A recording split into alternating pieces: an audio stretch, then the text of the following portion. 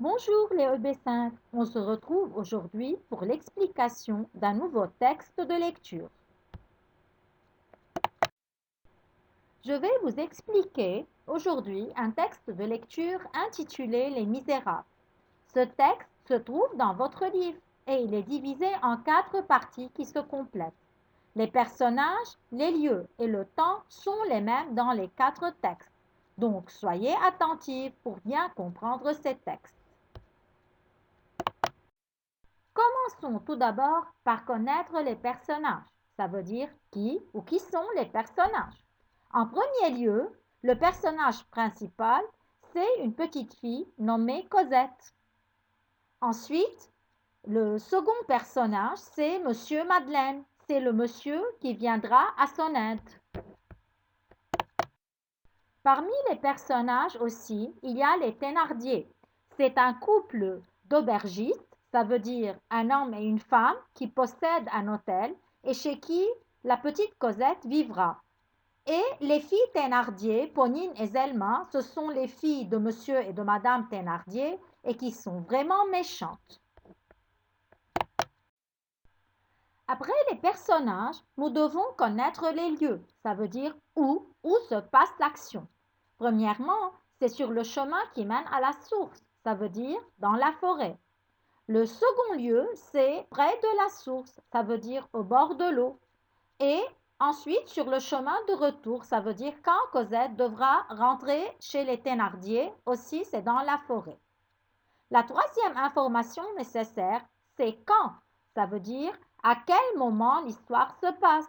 Bon, elle se passe pendant la nuit. Nous arrivons à la dernière partie qui est l'histoire en elle-même. Ça veut dire quoi ou bien de quoi s'agit-il dans ces textes. Donc, c'est l'histoire de Fantine, la mère de la petite Cosette, qui ne pouvait plus prendre soin de sa fille car elle était très pauvre et malade. Donc, elle la confia aux Thénardier, qui sont des aubergistes qui avaient 2 filles presque de l'âge de Cosette et qui promirent à la mère de celle-ci qu'ils vont s'occuper d'elle. Mais en réalité, Cosette était traitée par ces gens comme une servante. Une nuit, madame Thénardier envoya Cosette pour chercher de l'eau de la fontaine. Pour arriver à la source, la fillette devait traverser la forêt. C'était la première fois qu'elle venait ici pendant la nuit. Elle était donc effrayée et elle croyait voir des fantômes et des bêtes sauvages autour d'elle. Elle était aussi épuisée par le poids du seau qu'elle tenait dans sa main, surtout quand il fut rempli d'eau froide. Mais sa grande peur de madame Thénardier la poussa à avancer, et guidée par son instinct, elle arriva à la source, remplit son seau et retourna en courant à l'auberge des Thénardier. Sur le chemin de retour, elle eut encore plus peur et elle voulut arriver le plus rapidement possible à Montfermeil, chez les Thénardier. Soudain, elle sentit qu'elle ne portait plus un poids lourd dans sa main. Un homme, qui était près d'elle, lui avait pris le seau d'entre les mains. Sans aucune peur, la fille accepta son aide. Donc, après l'explication des éléments essentiels de ces textes, je vais vous en faire la lecture. Donc, je vais vous demander de faire attention aux liaisons et à l'intonation. Alors, prenez vos livres et suivez avec moi. Les Misérables, Cosette 1. La petite Cosette a été confiée par sa mère Fantine à un couple d'aubergistes, les Thénardier, qui, au lieu de prendre soin d'elle, l'utilisent comme servante et la maltraitent. Le frémissement nocturne de la forêt l'enveloppait tout entière. L'immense nuit faisait face à ce petit être. Il n'y avait que 7 ou 8 minutes de la lisière du bois à la source. Cosette connaissait le chemin pour l'avoir fait bien souvent le jour. Chose étrange, elle ne se perdit pas. Un reste d'instinct la conduisait vaguement. Elle ne jetait cependant les yeux ni à droite ni à gauche, de crainte de voir des choses dans les branches et dans les broussailles. Elle arriva ainsi à la source. Cosette ne prit pas le temps de respirer. Il faisait très noir, mais elle avait l'habitude de venir à cette fontaine. Elle chercha de la main gauche, dans l'obscurité, un jeune chêne incliné sur la source qui lui servait ordinairement de point d'appui, rencontra une branche, s'y suspendit, se pencha et plongea le seau dans l'eau. Pendant qu'elle était ainsi penchée, elle ne fit pas attention que la poche de son tablier se vidait dans la source. La pièce de 15 sous tomba dans l'eau. Cosette ne la vit ni ne l'entendit tomber. Elle retira le seau presque plein et le posa sur l'air. Cela fait, elle s'aperçut qu'elle était épuisée. Elle eût bien voulu repartir tout de suite, mais l'effort de remplir le seau avait été tel qu'il lui fut impossible de faire un pas. Elle fut bien forcée de s'asseoir. Elle se laissa tomber sur l'herbe et y demeura accroupie. Un vent froid soufflait de la plaine. Le bois était ténébreux. De grands branchages s'y dressaient affreusement. Les hautes herbes fourmillaient sous la bise comme des anguilles. Les ronces se tordaient comme de longs bras armés de griffes, cherchant à prendre des proies. Quelques bruyères sèches, chassées par le vent, passaient rapidement et avaient l'air de s'enfuir avec épouvante devant quelque chose qui arrivait. Sans se rendre compte de ce qu'elle éprouvait, Cosette se sentait saisir par cette énormité noire de la nature. Ce n'était plus seulement de la terreur qui la gagnait, c'était quelque chose de plus terrible même que la terreur. Elle frissonnait. Elle n'eut plus qu'une pensée, s'enfuir, s'enfuir à toutes jambes, jusqu'aux maisons, jusqu'aux fenêtres, jusqu'aux chandelles allumées. Elle n'osa pas s'enfuir sans le seau d'eau. Elle saisit l'anse à 2 mains. Elle eut de la peine à soulever le seau. Passons maintenant au second texte, celui de la page 81. Les Misérables, Cosette 2. Elle fit ainsi une douzaine de pas. Mais le seau était plein, il était lourd.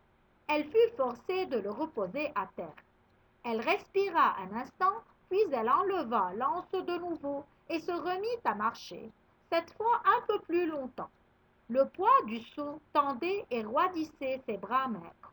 L'anse de fer achevait d'engourdir et de geler ses petites mains mouillées. De temps en temps, elle était forcée de s'arrêter, et chaque fois qu'elle s'arrêtait, l'eau froide qui débordait du seau tombait sur ses jambes nues. Cela se passait au fond d'un bois, la nuit, en hiver, loin de tout regard humain. C'était un enfant de 8 ans. Cependant, elle ne pouvait pas faire beaucoup de chemin de la sorte, et elle allait bien lentement. Elle avait beau diminuer la durée des stations et marcher entre chaque le plus longtemps possible. Elle pensait avec angoisse qu'il lui faudrait plus d'1 heure pour retourner ainsi à Montfermeil et que la Thénardier la battrait. Cette angoisse se mêlait à son épouvante d'être seule dans le bois la nuit. Elle était harassée de fatigue et n'était pas encore sortie de la forêt. Parvenue près d'un vieux châtaignier qu'elle connaissait, elle fit une dernière halte plus longue que les autres pour bien se reposer. Puis elle rassembla toutes ses forces, reprit le seau et se remit à marcher courageusement. En ce moment, elle sentit tout à coup que le seau ne pesait plus rien. Une main, qui lui parut énorme, venait de saisir l'anse et la soulever vigoureusement. Elle leva la tête. Une grande forme noire, droite et debout, marchait auprès d'elle dans l'obscurité. C'était un homme qui était arrivé derrière elle et qu'elle n'avait pas entendu venir. Cet homme, sans dire un mot, avait empoigné l'anse du seau qu'elle portait. Il y a des instants pour toutes les rencontres de la vie. L'enfant n'eut pas peur. Après vous avoir lu les 2 textes, celui de la page 80 et celui de la page 81, je vais vous passer des mots qui sont dans les 2 textes et qui sont un peu difficiles à comprendre. Je vous rappelle que vous n'allez pas les retenir par cœur, c'est juste pour vous aider à mieux comprendre l'histoire qu'on vous les passe. Et je vous rappelle aussi que sous chacun des textes, vous trouverez d'autres mots aussi qui sont expliqués. Donc, il faut bien les lire avant de lire le texte. Je commence par le premier mot. Maltraiter veut dire traiter avec méchanceté. Confier, c'est être remise aux mains de quelqu'un à sa garde. L'aubergiste, c'est la personne qui tient une auberge ou un petit hôtel. Le frémissement, c'est le bruit léger de ce qui frémit, de ce qui frissonne, de ce qui bouge. L'instinct, c'est le comportement inné et irréfléchi. Ça veut dire je fais l'action sans réfléchir à l'avance. S'y suspendu, s'y accrocha. Épuisé, trop fatigué ou bien esquinté. Accroupi, c'est assise sur ses talons. La bise, c'est un vent froid. L'anse, c'est la partie recourbée en arc par laquelle on tient un seau ou n'importe quel autre récipient. Passons maintenant au mot difficile du texte de la page 81.